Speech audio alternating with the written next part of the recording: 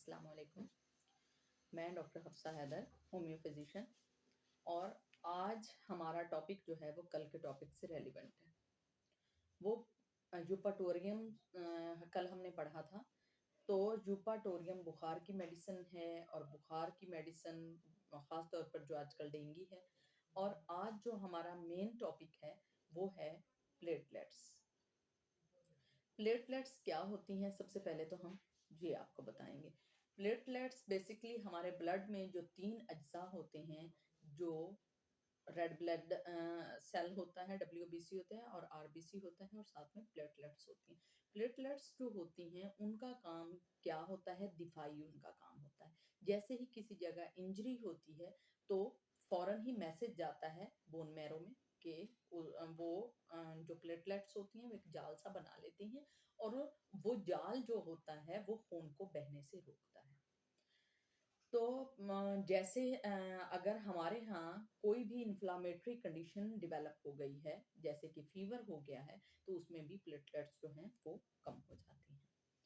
हम इसको तरतीब से पढ़ते हुए ये देखेंगे कि प्लेटलेट्स का जो काउंट कम गिना जाना या उसका काउंट कम हो जाना, उसके भी रीजंस होती हैं, और एक मिथ भी होती है। एक मिथ ये होती है कि बहुत सारे लोग पैनिक हो जाते हैं ये देखकर कि उनका जो काउंट है प्लेटलेट्स का वो कम है, जबकि इनका जो नेचर होता है प्लेटलेट्स का, ये स्टिकी होती हैं, ये चिपकी हुई होती हैं।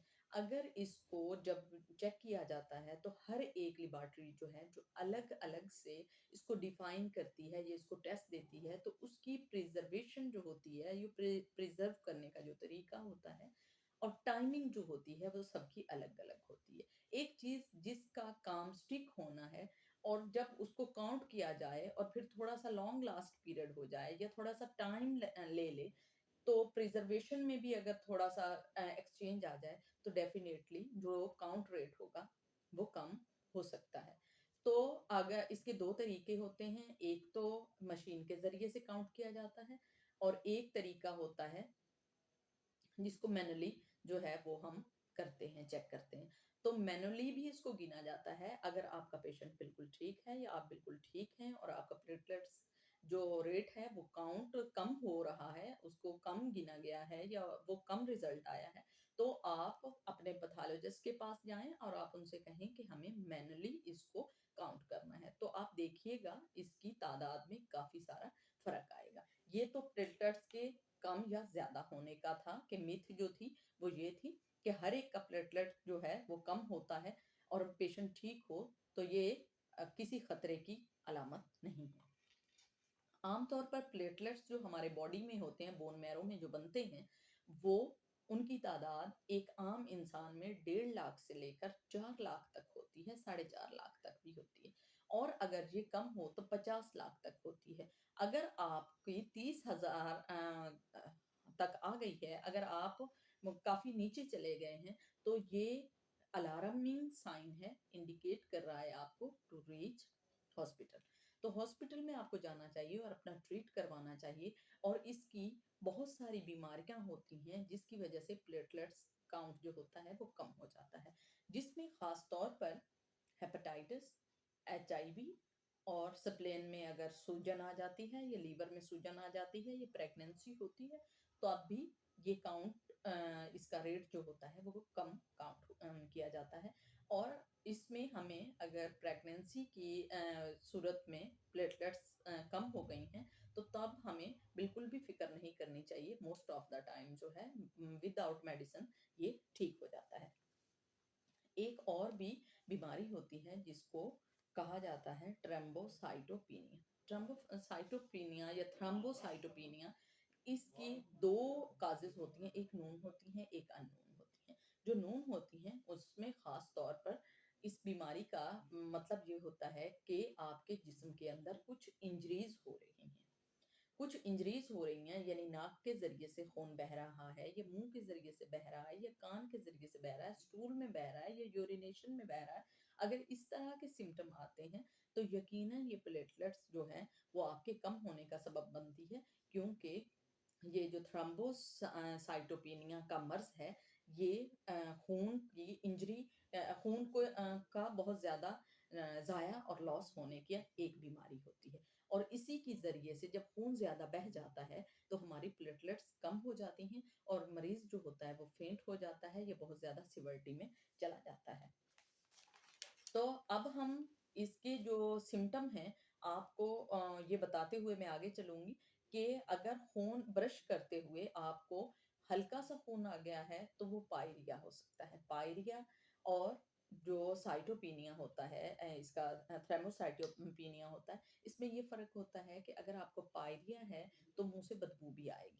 थ्रोम्बोसाइटोपिनिया अगर आपको है और दाँतों में आपको ब्लीड आ रहा है, तो आपको नीट सा ब्लड आएगा और वो जो बदबूदार पायरिया सा होता है वो आपको नहीं आएगा। हाँ, मेंस्ट्रुएशन भी एक बहुत बड़ी प्रॉब्लम है हमारे प्लेटलेट्स जो हैं कम होने में। अगर आपको पीरियड स्टार्ट हुए हैं और फिर वो अपनी तयशुदा जो मुद्दत है यानी 7 दिन के अंदर वो ठीक नहीं हो रहा है या ओवरफ्लो हो रहे हैं या कुछ ज़्यादा ब्लीड होती जा रही है, तो उसमें भी प्लेटलेट्स जो हैं वो कम होने का खतरा होता है।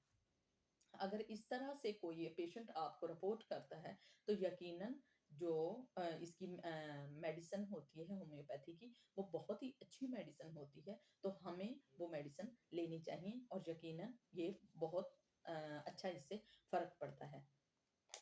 ख़ास तौर पर प्लेटलेट्स का जो इमरजेंसी इंडिकेट होता है, वो एक्सीडेंट की सूरत में भी होता है। अगर किसी का एक्सीडेंट हो गया है और एक्सीडेंट में उसका खून बहुत ज़्यादा बह गया है, तो उसकी वो भी प्लेटलेट्स का कम होने का एक कारण या एक वजह हो सकती है।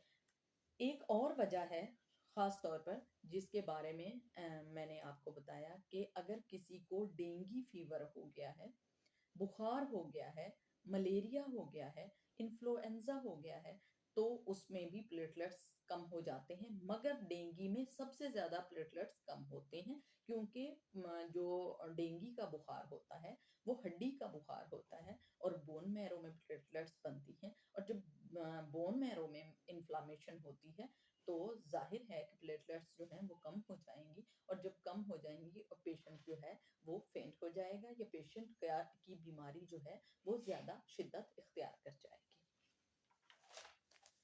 इसलिए इसकी ये तो था सारा सिस्टम के प्लेटलेट्स क्या होती हैं, उनका काउंट क्या होता है, उनको कैसे गिना जाता है और उसकी काज़ेज़ क्या होती हैं। अब हम आते हैं उसकी तरफ के होम्योपैथी की इसकी बहुत अच्छी-अच्छी मेडिसिन है और सिर्फ़ 2 से 3 दिन में प्लेटलेट्स का रेट जो है वो हाई हो सकता है। अगर यूपाटोरियम हम लेते हैं, यूपाटोरियम का जो पौधा है, बोनसिट जिसको कहा जाता है, तो वो उसके पत्ते जो हैं या उसका पौधा जो है वो हड्डी जोड़ने के काम आता है आम तौर पर। तो जो उसका एक्सट्रैक्ट निकले होते हैं या पोटेंसी जो होती है वो बहुत काम की होती है। अगर हड्डी का बुखार है या डेंगू का बुखार है या प्लेटलेट्स कम हो रही हैं तो उसका लिए यूपाटोरियम 200 हम सुबह और शाम ले सकते हैं तो उससे भी ठीक हो सकता है। हिमामालिस बहुत अच्छी मेडिसिन है, अगर हम वो लेते हैं तो वो भी बहुत अच्छी मेडिसिन है। जब भी किसी का प्लेटलेट्स कम आ रही हों, तो उन्हें पपाया जो एक फ्रूट है, उसे खाना चाहिए और सुबह खाना चाहिए, शाम खाना चाहिए, जी भर के अगर पेशेंट खाना चाहता है, उसे ज़रूर खाना चाहिए। तो उससे बहुत अच्छे इफ़ेक्ट्स होते हैं और उसके अलावा जो ताज़ा जूसेस होते हैं, ताज़ा जो जूसेस होते हैं, किसी भी फ्रूट का जो जूस होता है, अगर वो पिला दिया जाता है, तो प्लेटलेट्स जो हैं, वो बहुत अच्छे जो हैं, वो रेज़ होते हैं। इसी तरह करी का वो पपाया होता है कैरिका उस मेडिसिन का नाम है और कैरिका पपाया उसका पूरा नाम है। अगर वो क्यू में आपको मिलती है और यूपाटोरियम क्यू ये दोनों ले लेनी है और दोनों के 15-15 जो बूंदे हैं, वो पानी में आधा कप पानी आप ले लेंगे, सुबह, दोपहर, शाम लेंगे, तो इंशाल्लाह 3 से 4 दिन में आपकी प्लेटलेट्स का जो रेट है, वो हाई चला जाएगा और पेशेंट जो है, वो सीवियरिटी में नहीं जाएगा और डेंगू का जो फीवर है, वो उन्हें नहीं हो पाएगा।